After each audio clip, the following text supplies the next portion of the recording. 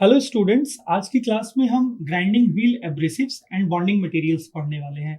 तो चलिए देखते हैं ग्राइंडिंग व्हील्स में जो एब्रेसिव्स यूज होते हैं उनके फंक्शंस क्या होते हैं और वो कितने प्रकार के होते हैं। तो सबसे पहले ये देखते हैं एब्रेसिव्स क्या होते हैं। एब्रेसिव्स बहुत ही हार्ड मटेरियल होते हैं जो कि बहुत ही स्मॉल पार्टिकल्स से बने होते हैं, जिन स्मॉल पार्टिकल्स को हम लोग ग्रेन्स बोलते हैं। और ये जो ग्रेन्स होते हैं इसमें नंबर ऑफ कटिंग एजेस होते हैं जिनकी सहायता से हम लोग कटिंग ऑपरेशन परफॉर्म करते हैं। अगर हम लोग टाइप्स ऑफ एब्रेसिव मटेरियल्स की बात करें तो सबसे पहले सिलिकॉन कार्बाइड आता है। सिलिकॉन कार्बाइड काफी हार्ड होता है। अगर एल्यूमिनियम ऑक्साइड से कंपेयर करें तो सिलिकॉन कार्बाइड काफी हार्ड होता है। और सिलिकॉन कार्बाइड का इस्तेमाल हम लोग हार्ड अलॉयस को मशीन करने के लिए यूज करते हैं, साथ ही कार्बाइड्स को मशीन करने के लिए यूज करते हैं और उन मटेरियल्स को मशीन करने के लिए यूज करते हैं जिनका टेंसाइल स्ट्रेंथ बहुत कम होता है, या कह सकते हैं लो टेंसाइल स्ट्रेंथ होता है। इसके बाद हम एल्यूमिनियम ऑक्साइड की बात करते हैं। जो एल्यूमिनियम ऑक्साइड के जो ग्रेन्स होते हैं वो सिलिकॉन कार्बाइड की तरह हार्ड नहीं होते हैं, but on account of being less brittle इसे हम लोग हाई टेंसाइल स्ट्रेंथ मटेरियल्स की मशीनिंग के लिए इस्तेमाल करते हैं। फॉर एन एग्जांपल स्टील की मशीनिंग के लिए, रॉट आयरन की मशीनिंग के लिए और मेलेबल आयरन की मशीनिंग के लिए इस्तेमाल करते हैं। इसके बाद डायमंड आता है एब्रेसिव मटेरियल में। तो डायमंड, जैसा कि हम सब जानते हैं, बहुत ही हार्ड मटेरियल होता है और नॉर्मली डायमंड का यूज हम लोग ग्लास, कार्बाइड्स और सिरेमिक्स को कट करने के लिए यूज करते हैं।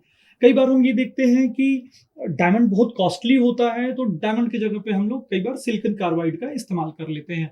इसके साथ साथ एब्रेसिव मटेरियल्स में हमारा बोरोन कार्बाइड भी आता है। अगर हम बॉन्डिंग मटेरियल की बात करें तो बॉन्डिंग मटेरियल वो मटेरियल होता है जो हमारे ग्रेन्स को एक दूसरे के साथ बांध करके रखता है। उन दो ग्रेन्स के बीच या डिफरेंट ग्रेन्स के बीच अच्छी बॉन्डिंग बना करके रखता है। तो अगर बॉन्डिंग मटेरियल्स में मैं बात करूं टाइप्स ऑफ बॉन्डिंग मटेरियल्स की, तो सबसे पहले हमारा आता है विट्रीफाइड बॉन्ड। ये नॉर्मली एक क्ले बॉन्ड होता है और इसका कलर रेडिश ब्राउन होता है। जब हमें एब्रेसिव का डिस्ट्रीब्यूशन यूनिफॉर्म चाहिए होता है उस केस में हम लोग विट्रीफाइड बॉन्ड का इस्तेमाल करते हैं। उसके बाद आता है रेजिनॉइड बॉन्ड। रेजिनॉइड बॉन्ड हमारा सिंथेटिक ऑर्गेनिक मटेरियल होता है और सिंथेटिक ऑर्गेनिक मटेरियल से बना होता है। ये रिजिड और फ्लेक्सिबल भी होता है। बेसिकली हाई स्पीड ग्राइंडिंग में हम लोग रेजिनॉइड बॉन्ड का इस्तेमाल करते हैं। ग्राइंडिंग स्पीड लगभग 3000 मीटर पर मिनट तक हो सकती है।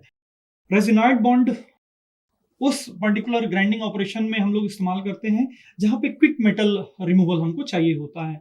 उसके बाद सिलिकेट बॉन्ड आता है। सिलिकेट बॉन्ड का जो बेस मटेरियल होता है वो सिलिकेट ऑफ सोडा होता है। उसे हम लोग वाटर ग्लास भी कई बार बोलते हैं। सिलिकेट बॉन्डिंग का इस्तेमाल हम लोग उस ग्राइंडिंग ऑपरेशन में करते हैं, ऐसी मशीनिंग में करते हैं जहां पे कूल कटिंग की आवश्यकता होती है और लेस वियर जहां पे नॉर्मली होता है। उसके बाद रबर बॉन्ड आता है हमारा बॉन्डिंग मटेरियल में। रबर बॉन्ड बहुत ही हार्ड वल्कनाइज्ड रबर से बना होता है और बेसिकली हम लोग जब हाई कटिंग स्पीड चाहिए होती है तब हम लोग रबर बॉन्ड का इस्तेमाल करते हैं। लगभग लगभग 5000 मीटर पर मिनट की स्पीड होती है कटिंग स्पीड। उसके बाद शेलेक बॉन्ड आता है हमारा बॉन्डिंग मटेरियल में। नॉर्मली शेलेक बॉन्ड जो होता है ये इसको हम लोग नॉर्मली फिनिश टच देने के लिए इस्तेमाल करते हैं। जब फिनिशिंग ऑपरेशन या फिनिशिंग ग्राइंडिंग में जब फिनिशिंग कर रहे होते हैं हम लोग, तब शेलेक बॉन्ड का हम लोग इस्तेमाल करते हैं। तो स्टूडेंट्स, आज की क्लास में हम लोगों ने टाइप्स ऑफ एब्रेसिव्स और टाइप्स ऑफ बॉन्डिंग मटेरियल देखा। So that's all for today's class. Thank you.